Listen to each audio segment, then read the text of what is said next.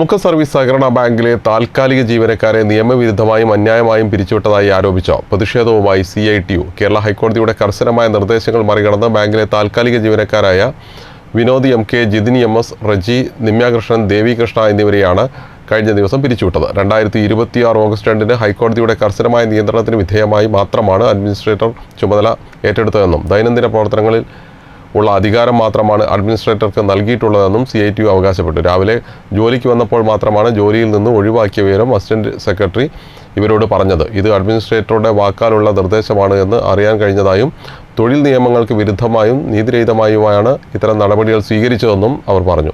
ഹൈക്കോടതി വിധിക്ക് വിരുദ്ധമായി പിരിച്ചുവിട്ട ജീവനക്കാരെ മുഴുവൻ തിരിച്ചെടുക്കണമെന്നും അല്ലെങ്കിൽ ശക്തമായ സമരപരിപാടിയുമായി മുന്നോട്ട് പോകുമെന്നും CITU Thiruvambady area committee secretary Johny Edacheri വാർത്താക്കുറിപ്പിൽ ആവശ്യപ്പെട്ടു.